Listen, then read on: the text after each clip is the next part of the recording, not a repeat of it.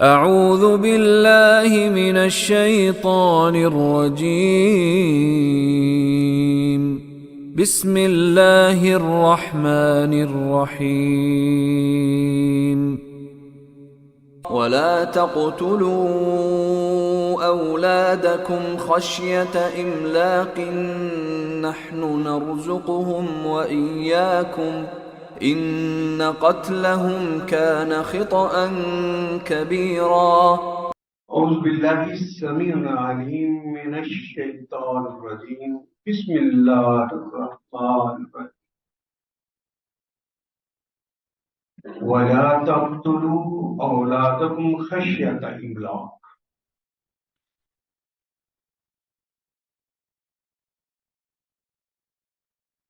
اپنی اولاد کو افلاس کے اندیشے سے قتل نہ کرو.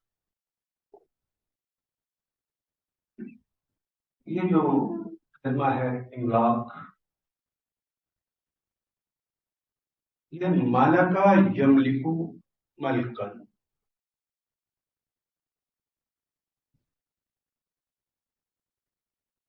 اس کے معنی تو ویسے ہوتے ہیں مٹا دینا، نرم کرنا، چاپلوسی کرنا بھی اس کے معنی ہوتے ہیں. لیکن یہ کلمہ مالکہ یملکو نہیں آیا، بلکہ املکہ یملکو ہے. املکہ یملکو ملکن اور املکہ یملکو املاکن جب آتا ہے تو اس کے معنی ہوتے ہیں کہ مفلسی کے ڈر سے کسی اور کے ساتھ کوئی ایسا کام نہ کرے.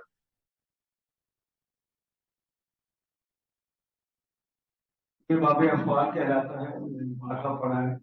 اس طرح بولتے خراجہ، وہ باہر نکلا. اخراجہ اب ربائی ہوگی، 4 حرف والے ہوں گے. اخراجہ اس نے اس کو باہر نکالا. داخل ہے وہ خود داخل ہوا. ادخل اس نے داخل کیا. نفقہ اس نے خرچ کیا. فقہ اس نے اس پر خرچ کیا.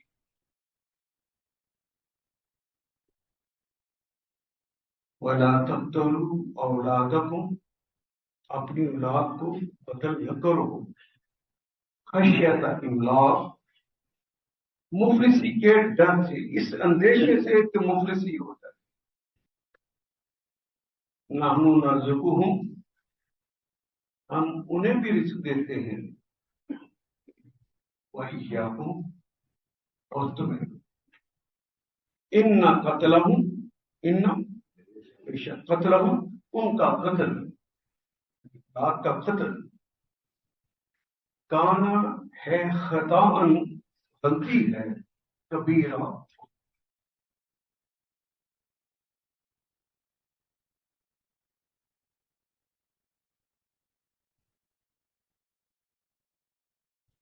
قدیم زمانے سے انسانوں کے اندر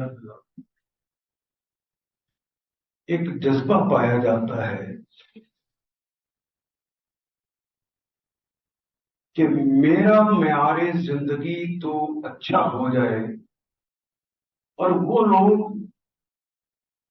جو میرے ساتھ کمانے میں شریک نہیں ہیں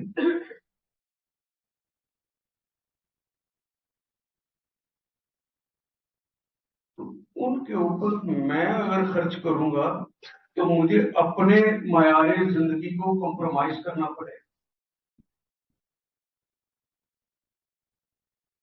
میں ہوں، میری بیوی ہے،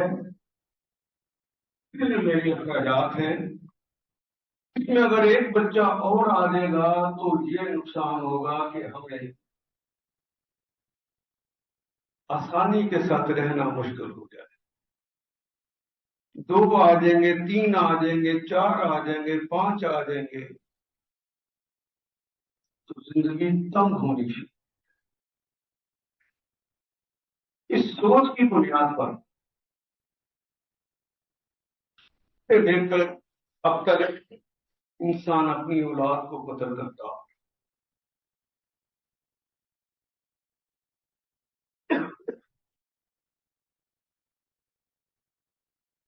کتنا سنگل ہو گیا ہے انسان. کہ اپنی ہی اولاد کو وہ قتل کر دیتا ہے. اس کے لیے ایک زمانے میں یا تو قتل کرتا تھا یا اسقاط حمل کروا دیتا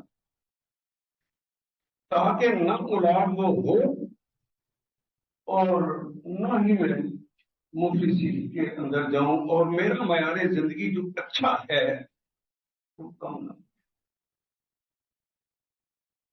آپ نے دیکھا کہ پیچھے اس سوچ کو ختم کرنے کے لیے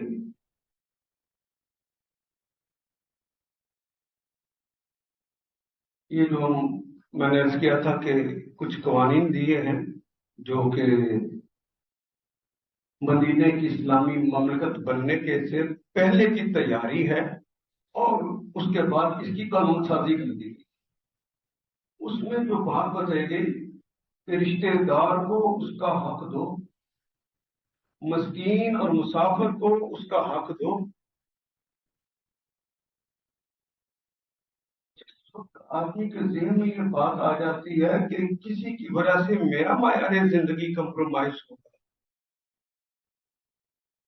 وہ اتنا گندا ہو جاتا ہے کہ پھر اپنے اولاد کو بھی کمپرومائز کرتا ہے.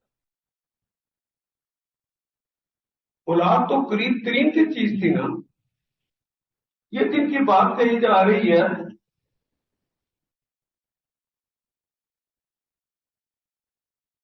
وہ آتی ذات القربى حقا، اپنے قرابت داروں کو، قرابت داروں سے کیا آیا، ماموں پھوپھو خالہ ان کے بچے، قرابت داروں میں ہمسائے ہیں. ان ہمسایوں کی نسبت، ان چچا تایا ماموں کے بچوں کی نسبت یہ اپنی لاتوں زیادہ قیمتی ہوتی ہے. اگر ذہن اتنا تنگ ہو کہ جتنے میں کماتا ہوں اس میں اور بچے نہیں پل سکتے، اس تنگ دلی کی وجہ سے جو بچوں کو نہیں پال سکتا وہ ان چچا تایا ماموں پھوپھو اور ہمسائے کے بچوں کو پالے گا. سوچیے تو صحیح. یہ ایک تسلسل ہے اس برائی کو ختم کرنے کے لیے جس کی وجہ سے لوگوں نے اپنی اولادوں کو قتل کیا اور رشتے داروں سے ناتا توڑا. انسان کا کلمہ تو ان سے نکلا ہے نا، اس کو محبت کو کہتے ہیں اور ایک دوسرے کے ساتھ مل جل کر رہنے کو کہتے ہیں.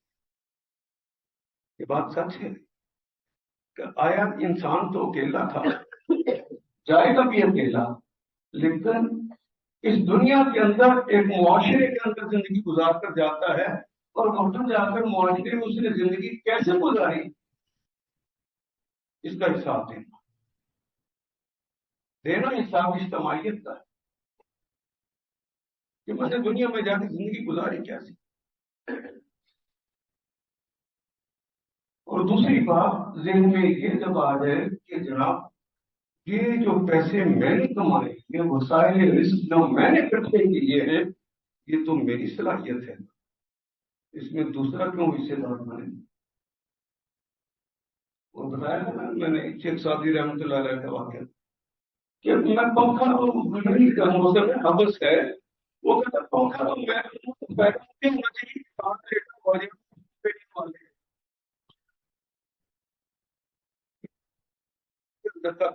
تھی اس کے اندر کی، وہ نہ خود فرض اٹھا سکتا. اور دوسری بات یہ تو وہ کہتا ہے کہ یہ جو وسائل رزق اکٹھے کیے یہ میری صلاحیتوں نے کیے، میں نے کیے. اللہ کہتے ہیں کہ میں دے کر بھی آزماتا ہوں اور چھین کر بھی.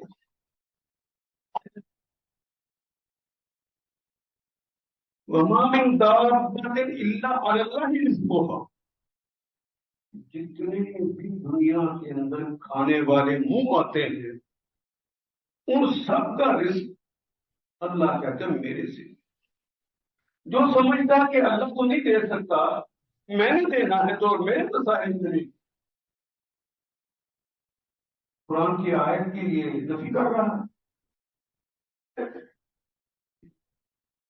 وہ جتنی مرضی پھر نمازیں پڑھے، روزے رکھے، زکاتیں دے، حج کرے، قرآن حکیم سارے کو مانتا ہو، اس ایک آیت کو نہ مانتا ہو کہ رازق اللہ ہے، میرا بھی اور میری مراد کا بھی، محمد رہ جائے گا۔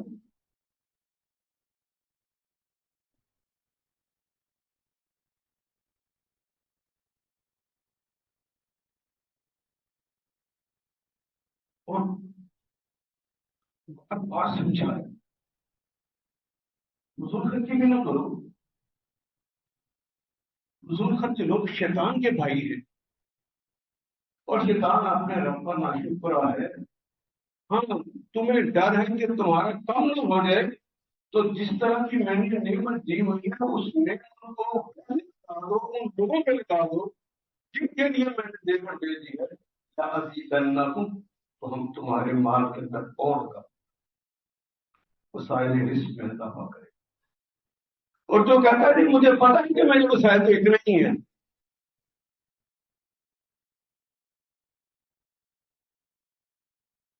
وہ رب کے رازق ہونے کا انکار کرتا۔ وہ چاہتا تھا تجھے بھی بھوکا مار سکتا تھا۔ کیا دانشور اور بڑی بڑی صلاحیتوں کے لوگ واقع نہیں دیکھتے؟ نبی محترم صلی اللہ علیہ وسلم سے بڑھ کر کائنات کے اندر کوئی بڑا شخص ہو سکتا ہے؟ وہ تو خود فرماتے ہیں 3 دن مجھ پر کبھی ایسے نہیں گزرے کہ ہمارے گھر میں چولہا جلا ہو۔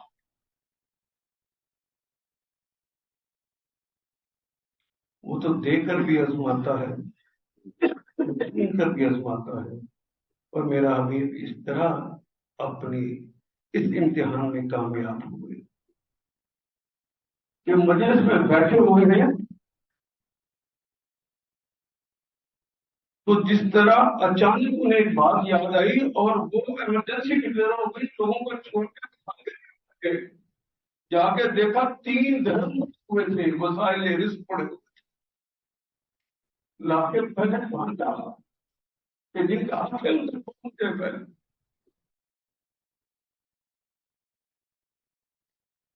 آپ کے پاس جو زائد دولت آئی ہے وہ آپ کی نہیں ہے، وہ آپ کو دوسروں تک بانٹنے کے لیے دی تھی۔ ہاں، اس کے اندر درجہ بدرجہ کا سلسلہ رکھا ہے، کنگال نہ ہو جائیں گے، جائز کاموں میں بھی حد اقدار سے نہ ہو جائیں گے، لیکن وہ تمہاری چچا کی بیٹی، وہ تایا کی بیٹی، وہ جو تمہارا اپنا بھائی، وہ جو غریب رہ گئے ہیں، اپنے پیسوں میں وہ جو وسائل رزق اللہ نے دیے ہیں، اس میں ان کا حصہ سمجھنا، ان کا حصہ کرنے کی ڈیوٹی دینا، نہ کہ ان کو دے کر ان پر احسان کرنا، ایک رویہ بنایا تاکہ اب اس کی اصلاح کی جا رہی ہے کہ جس کی وجہ سے دماغ میں آتا ہے کہ آبادی زیادہ ہو جائے گی،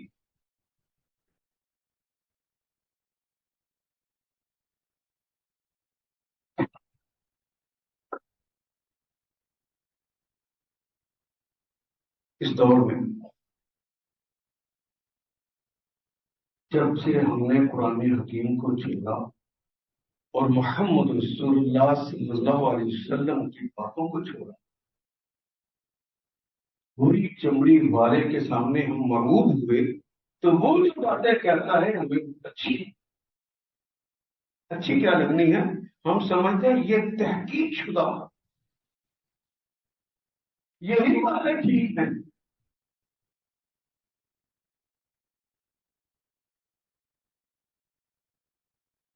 وہ سمجھاتا ہے کہ تمہارے پاس وسائل رزق تو تھوڑے ہیں اور آبادی تو زیادہ ہو گئی ہے ملک کے،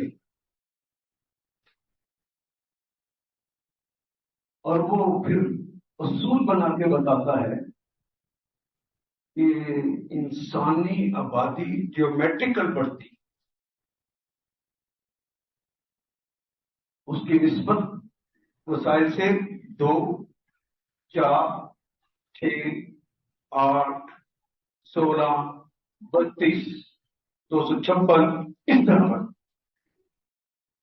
اور جبکہ وسائل جو بڑھتے ہیں وہ ہندسی اعتبار سے بڑھتے ہیں 1 2 3 4 5 6 ارتھمیٹیکلی بڑھتے.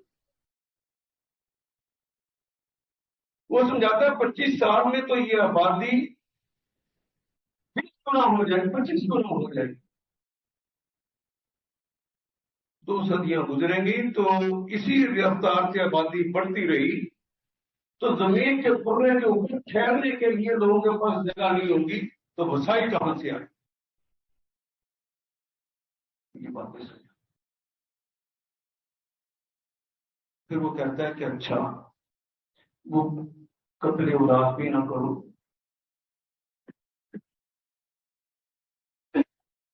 قاطع حمل بھی نہ کرواؤ, ہم تمہیں ایک نیا فارمولہ بتاتے ہیں.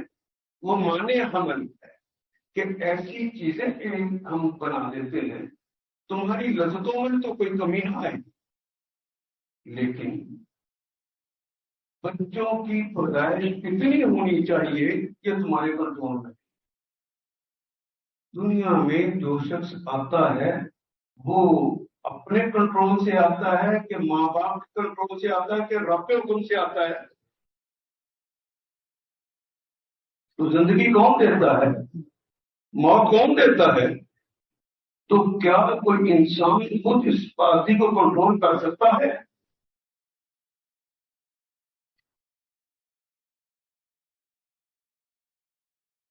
اللہ جل شانہ نے جس نے یہ کائنات بنائی ہے, اس کائنات کو بنا کے اس کے اوپر انسانوں کو بسایا ہے. انسانوں کو بسانے سے پہلے اس کے سارے وسائل رزق اس زمین کے اندر, ان پانیوں کے اندر اور اس فضاؤں کے اندر رکھ دی. تمہارے اپنے جینے کے لیے اور تمہاری اولاد کے جینے کے لیے آکسیجن کی ضرورت ہے. یہ کس سائنسدان نے بنا کے فضا میں رکھی ہے؟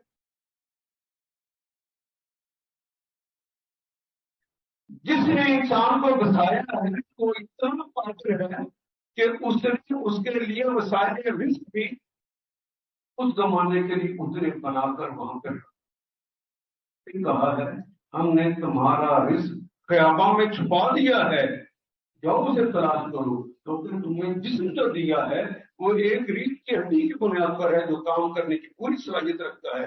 اس کے اندر تمام کنیکشن جسم کے ناخن سے لے کر سر کے بالوں تک کے وہ ریڑھ کی ہڈی کے اندر اسپائنل کارڈ جو چلتی ہے اس کے ساتھ چلتی ہے. تمہارے دماغ میں سوچنے سمجھنے کی صلاحیت تمہیں عطا کر رکھی اور تم تلاش کرنا چاہو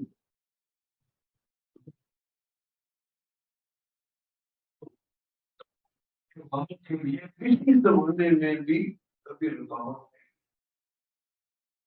ایک زمانہ تھا کہ دور دراز کا سفر وہ اپنے کام میں رکھتا, اس کو ضرورت پڑ گئی کہ میں نے دور جانا ہے, وقت بھی بچانا ہے, تو میں کیا کروں؟ اس نے پہیا ایجاد کیا. یہ جو پہیا ایجاد کیا ہے یہ اللہ کی دی ہوئی ذہانت سے کیا یا خود کیا ہے؟ اس کو پتا تھا کہ جب ضرورت پڑے گی آبادیاں زیادہ ہو جائیں گی, دور دور لوگ رہنا شروع کریں گے, ان کی ضرورتیں ہوں گی کہ دور جانا ہے تو گھوڑے پہ بھی جانا, کچر پہ بھی جانا, وہ جو سواری کرتے ہیں اس کو مزید آسان بنانے کے لیے پریار. اس زمانے میں کون سی چیزیں وسائل رزق کے طور پہ کو دینی ہے وہ ہم سے بہتر جان.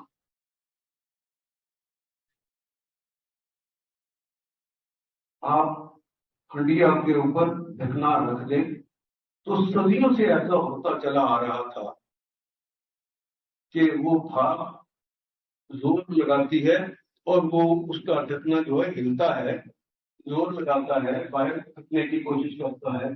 تو یہ بات دماغ میں تھی تو صحیح انسان کے, لیکن اسے ابھی ریل کار بنانی نہیں آ رہی تھی. اسے نہیں پتا تھا اس قوت کو میں نے کیسے استعمال کرنا. یہ پھر 19ویں اور صدی کے اندر جا کے اس کے دماغ میں اب ضرورت زیادہ ہو گئی اور انکار بھی بنا دیا. الو ہے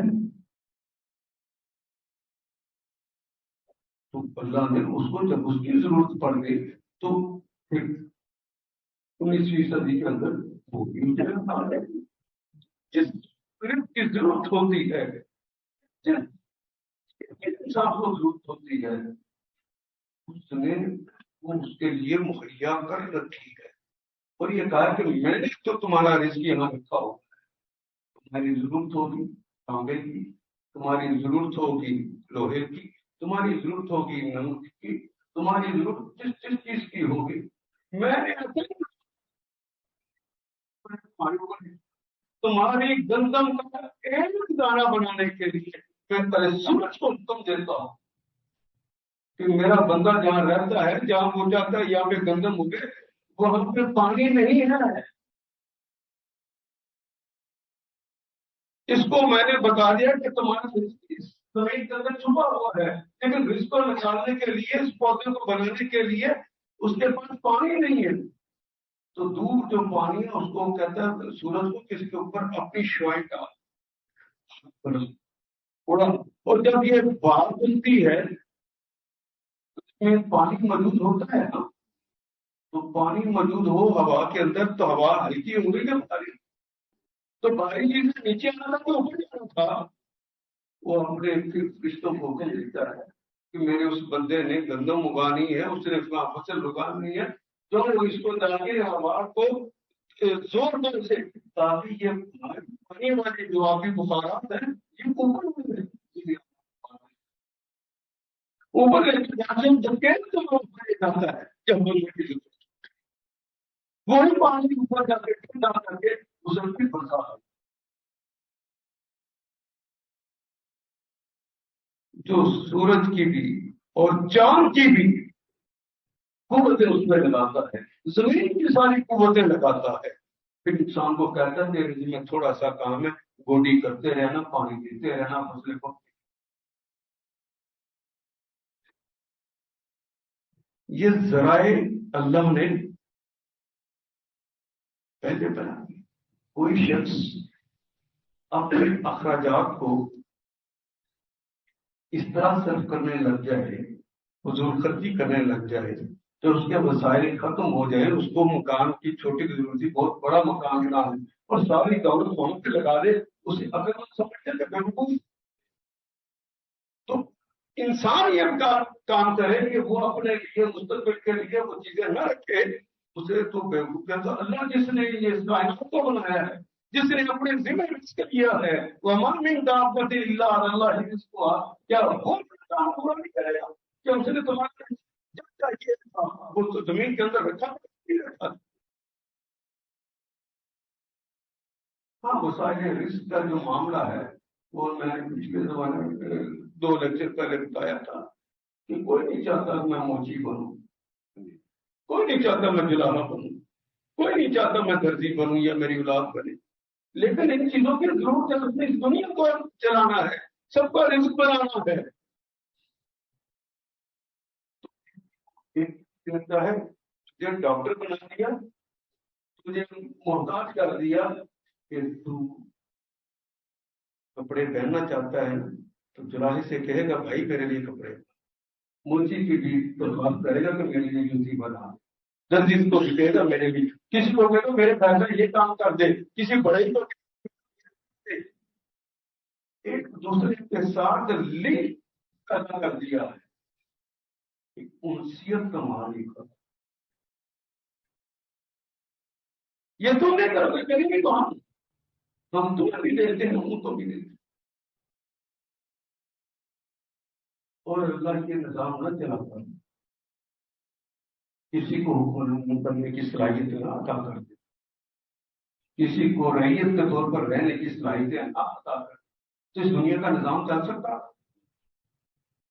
وہ بناؤ چاہتا ہے بگاڑ نہیں چاہتا.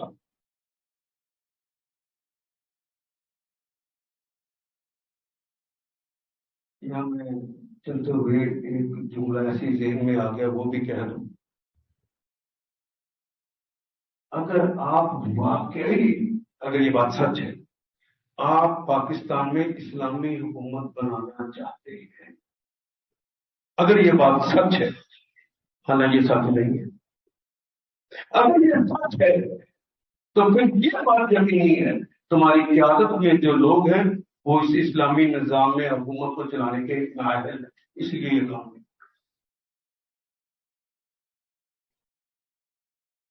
ورنہ اس نے تو تمہیں بھی صلاحیتیں دے رکھی ہیں، حکمرانوں کو بھی صلاحیتیں دے رکھی، لیکن چونکہ آپ بھی اپنی سوچ کے بارے میں آزاد ہیں، آپ نے جنت کے دوزخ اسی بنیاد پہ لینی ہے، انہوں نے بھی جنت اور دوزخ اسی بنیاد.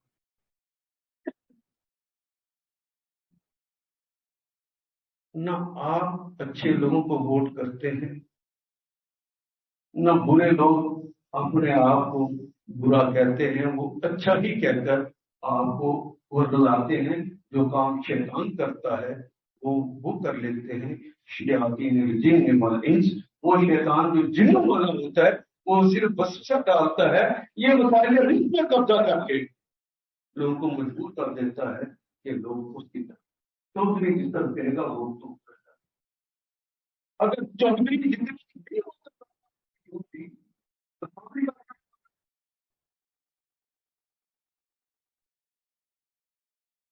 فرق نہیں.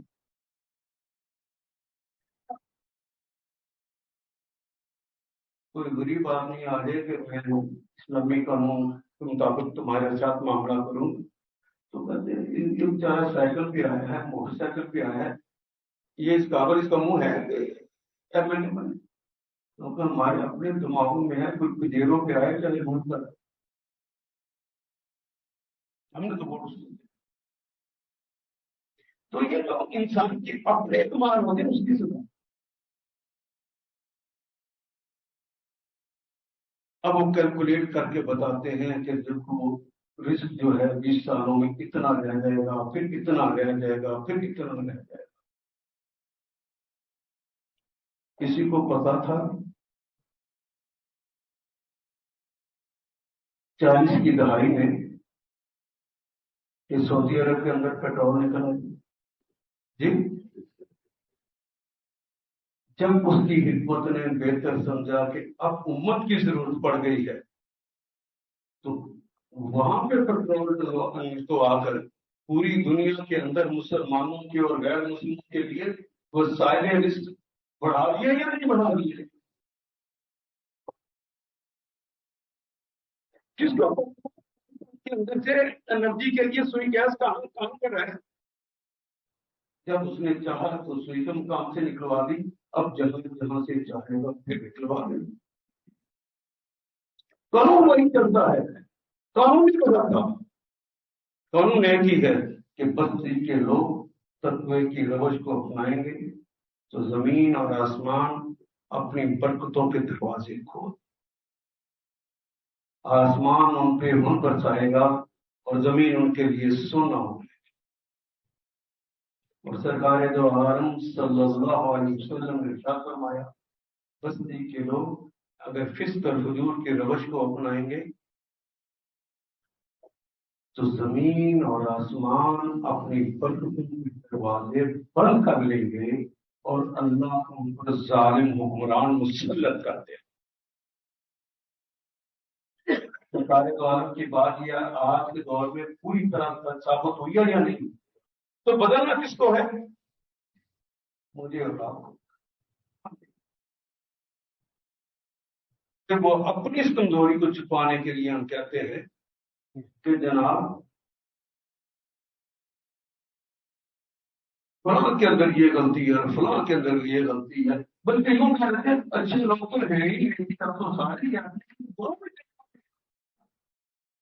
کہتا ہے کہ نیکی بھی اور خیر کی قوتیں بھی قیامت تک رہیں گی اور ان کے درمیان کی لڑائی ہوتی رہے گی.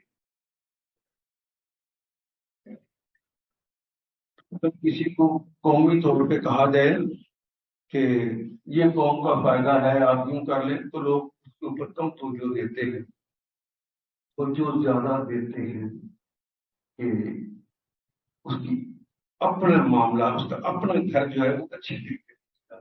اس لیے آج کے دور میں قتل اولاد کے لیے، اسقاط حمل کے لیے انہوں نے رستہ بنایا، وہ مانے حمل کا تھا کہ یہ گولیاں کھا لو اولاد نہیں ہوگی، یہ آلات ہیں ان کو استعمال کر لو اولاد نہیں ہوگی، تمہاری لذت بھی پوری رہ جائے گی اور اولاد نہیں ہوگی، اور تمہیں مال کے اندر کسی کو شریک نہیں کرنا۔ تو تاریخ میں اگر جا کے دیکھیں، کیا جن کی آبادی زیادہ ہے وہ بھوکے مر گئے، یا جن کی آبادی تھوڑی ہے کیا وہ خوشحال ہو گئے؟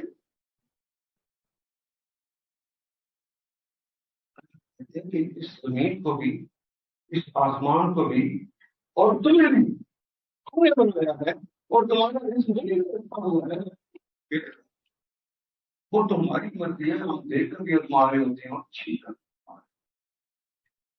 اب دیکھیں کہ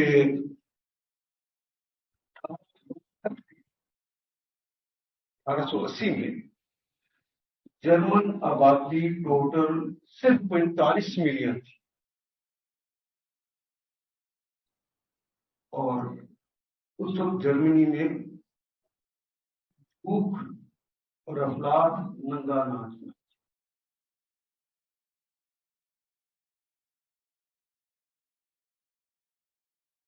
جرمنی کی پوزیشن یہ ہو گئی کہ اس کے پڑھے لکھے لوگ، بہترین دماغ، جس طرح آج پاکستان کا دماغ باہر جا کے کام کر رہے ہیں، اس طرح یہ لوگ اس کی تلاش میں دنیا کے کونوں کو۔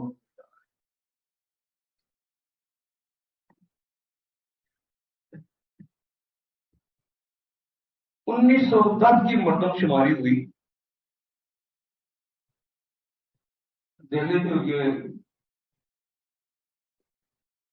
1910 میں 68 ملین لوگ کتنے تھے، کتنے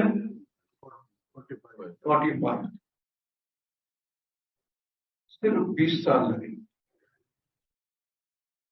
اتنی بڑی آبادی ہو گئی۔ لیکن اس وقت کے حکمرانوں نے اور اس کی عوام نے یہ چاہا کہ میرا بہترین ذہن باہر جا کے جو کام ہے ہم اپنے ملک کے لیے کام کریں۔ انہوں نے وسائل ان کو ڈھونڈنا شروع کیا، آبادی بھی بڑھتی گئی، انہوں نے اس کی تلاش بھی زیادہ کر دی۔ یہ تاریخ کے اندر آپ پڑھ کے دیکھیے، 1910 میں جب یہ 68 ملین تھے، بلکہ 1900 کے اندر ہی، 1899 اور 1900 کے اندر غیر ملکی معاہدہ کے جو کام کر رہے تھے ان کی تعداد 8 لاکھ، غیر ملکی ادھر جا کے کام کر رہے ہیں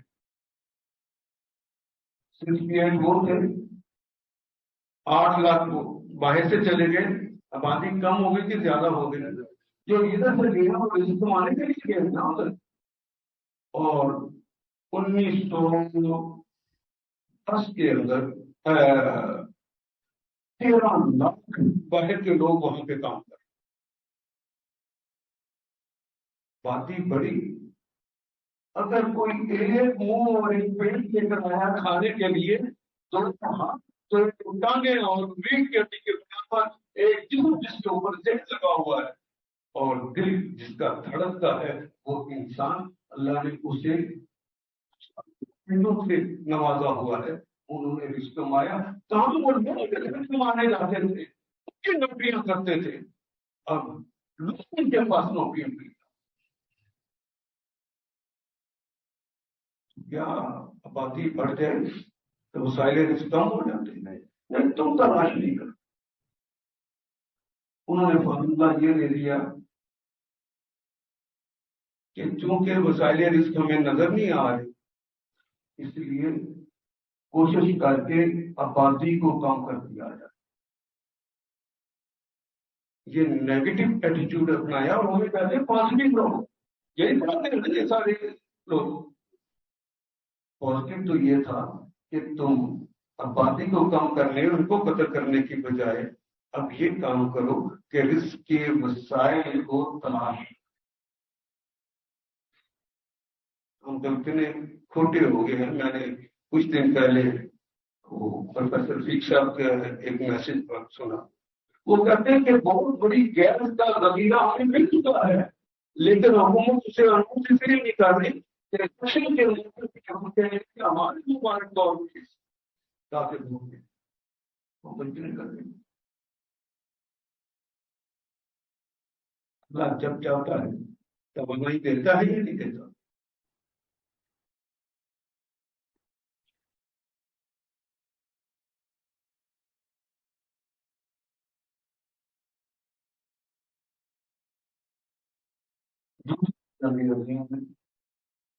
مغربی جرمنی میں آبادی میں اضافہ ہو گیا. اس کی وجہ سے ارد گرد کی تمام ریاستوں سے لوگ بھاگ بھاگ کے مغربی جرمنی آنے لگے.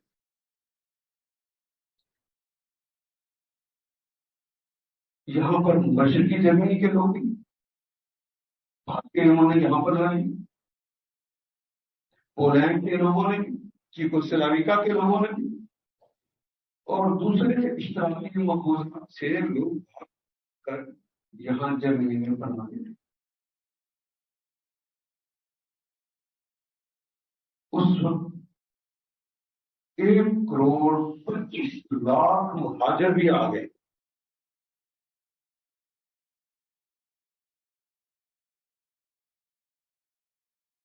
لیکن جب آبادی بڑھی اور انہوں نے وسائل رزق کو تلاش کرنا شروع کیا تو دنیا کی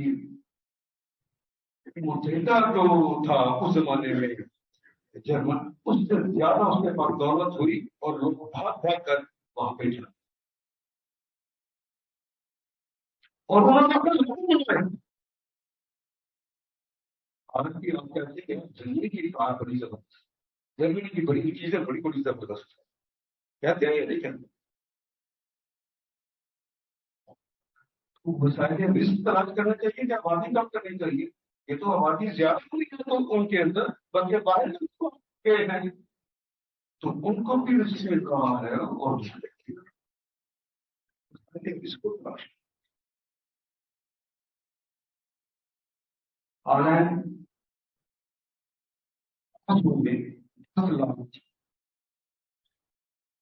1950 میں 1 کروڑ سے زیادہ ہو گئے. فاصلہ دیکھ لیجیے، 1800 اور 1950 اور 1 کروڑ سے زیادہ ہو گئی. اور 1285 مربع میل کا علاقہ ہے ٹوٹل. لیکن دنیا کے دولت مند ملکوں میں شمار ہو گیا. یہ کچھ انگلینڈ، آئرلینڈ اور برطانیہ اکٹھے تھے تو ان کی آبادی 1,20,00,000.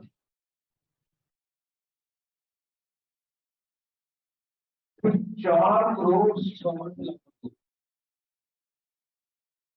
جنوبی آئرلینڈ الگ ہو گیا تو تب اس کے الگ ہونے کے باوجود اس کی آبادی اس قدر تیزی سے بڑھی کہ 5,26,00,000 ہو گئی. 5 گنا اضافے کے بعد، 5 گنا اضافے کے بعد ان کی صورتحال یہ ہو گئی کہ وسائل رزق اتنے تلاش کیے کہ پوری دنیا کے اندر کمندیں ڈالنے لگے. برطانیہ کے مقبوضات ایک زمانے میں پھر اتنے ہو گئے کہ لوگوں نے کہا کہ برطانیہ وہ ملک ہے جس کے اندر سورج غروب بھی.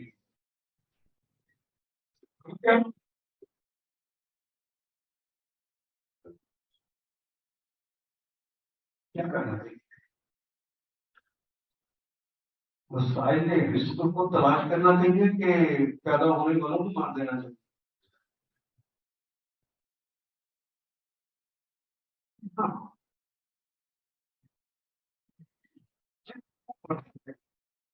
کہ کس زمانے میں لوگ کتنے ہو جائیں گے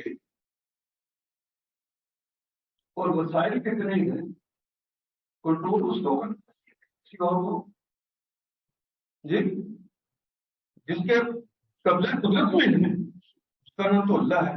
اس نے تو اس کا بہترین انتظام بنا ہماری سوچوں سے بھی. تمام سائنسدان اس بات پہ متفق ہیں کہ جب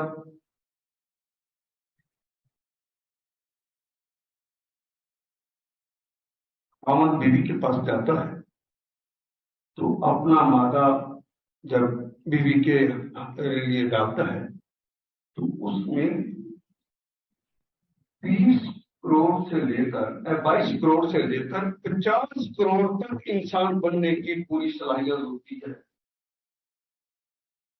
20 کروڑ سے لے کر ایک مرد کے مادے میں پورا انسان بننے کی، اور وہ پورے انسان سے مراد کیا ہے؟ ایک پورے جسم کا. نمبر 2، اس کے آخری بات جو ہوتی ہے، اور تیسری چیز جن کروموسومز کے اوپر ڈاٹس لگائے جاتے ہیں، وہ جو ڈاٹس ہوتے ہیں وہ اس کی انفرادی خصوصیات اللہ بنا کر دیتا ہو، کیونکہ اس کو پتا ہے کہ کس قوم کو کن لوگوں کی کب ضرورت ہے، اور ان کے اخلاق کے اندر کون کون سی چیزیں ہیں جن کو ڈومینیٹ کر کے مجھے بھیجنا ہے. آج ان کی آزمائش دیتا ہے تو پھر وہ صلاحیتیں لگائیں گے تو اللہ تعالیٰ ان کے لیے سارے رزق لگا دیں. اور خاتون اس کی بیوی جو ہے وہ بھی جب زمانے دور میں حیض کے آنے سے 14 دن پہلے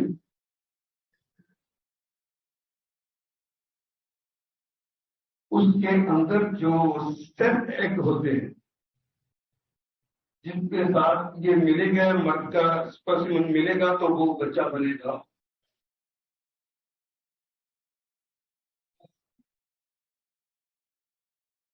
یوں سمجھیے کہ جب تک یہ دونوں آپس میں نہیں ملیں گے تو بچہ تشکیل تو نہیں پا سکتا. تو وہ جو آتا ہے ایک خاص لمحہ 14 دن پہلے 1000 دفعہ میرے خامد بیوی سے تو حمل نہیں ہوتی، اور اس کے اندر وہ جو 50 کروڑ انسان بننے کی پوری اور صلاحیتوں کے ساتھ پیدا ہوئی تھی صلاحیت مندوں کی صبح میں کبھی ایک ہوتا ہے، کبھی 2 کو اجازت ملتی ہے، کبھی 3 کو ملتی ہے، کبھی 4 کو، کبھی 5 کو، بس. ورنہ تو ایک کو اجازت دیتا ہے.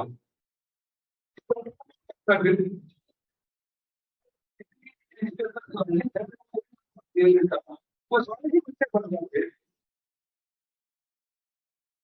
اس کو تو پتا ہے کہ میں نے کتنا رکھا ہوگا، کس کو کیسے ازمانا ہے، اور جس مشین سے میں نے یہ چیزیں نکالی اس کی صلاحیت وہ بھی تو اسی کی بنائی. تو کون کنٹرول کر رہا ہے؟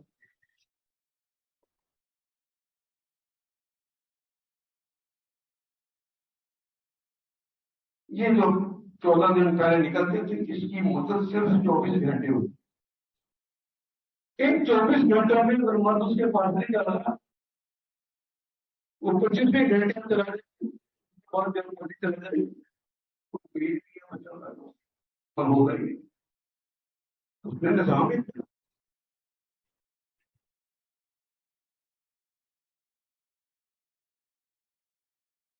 اب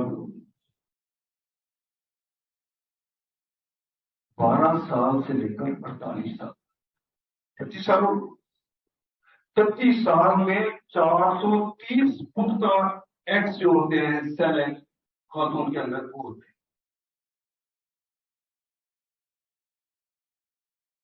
اگر اتنے سیلوں کو ہی انسان بننے کی اجازت دے دی جائے تو کم از کم 430 تو ایک عورت کے بچے پیدا ہوں گے. ہوتے ہیں کبھی کون کنٹرول کرتا ہے؟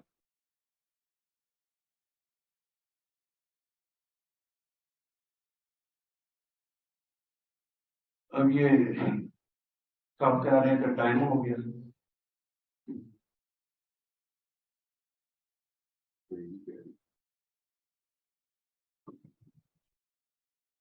اس طرح کی ہی باتیں کرتی ہیں.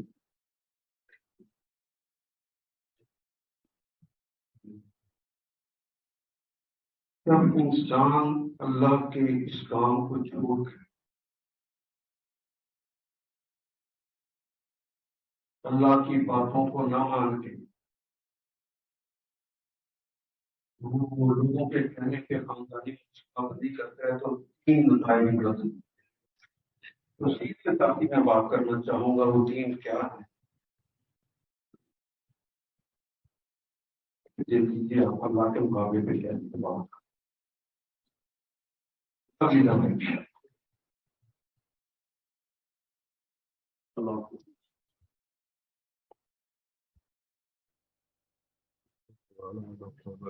میں ذرا ألف لام